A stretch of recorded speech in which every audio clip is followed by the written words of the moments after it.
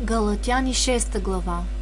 Братя, и ако човек падне в някое прегрешение, вие, духовните, поправяйте такъв с кротък дух. Но казвам, пази себе си, да не би и ти да бъдеш изкушен. Носете си товара един на друг, или помагайте си един на друг в трудностите, и така ще изпълните Христовия закон. Защото ако някой мисли себе си за нещо, а не е нищо, той мами себе си. Но нека всеки изпитва своята работа, и тогава ще може да се хвали само със себе си, а не с други го, защото всеки ще носи своя си товар. А този, който се получава в Божието Слово, или буквално който бива получаван устно, нека прави участник във всичките си блага онзи, който го учи. Не се лъжете, Бог не е за подиграване, понеже каквото посее човек, това и ще пожъне.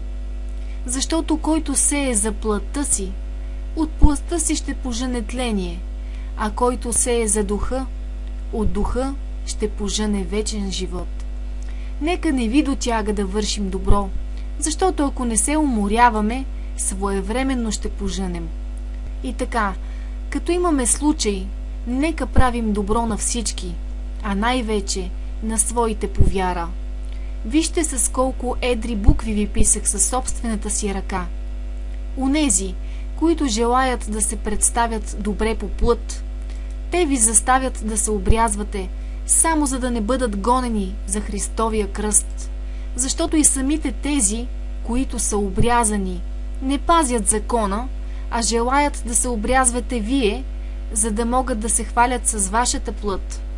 А далеч от мен да се хваля с друго, освен с кръста на нашия Господ Исус Христос, чрез който светът за мен е разпънат, а аз за света. Защото в Христос Исус нито обрязването е нещо, нито необрязването, а новото създание. И на всички, които живеят по това правило, мир и милост да бъде на тях и на Божия Израил. От сега нататък никой да не ми досажда, защото аз нося на тялото си белезите на Господ Исус. Братя, благодатта на нашия Господ Исус Христос да бъде с вашия дух. Амин.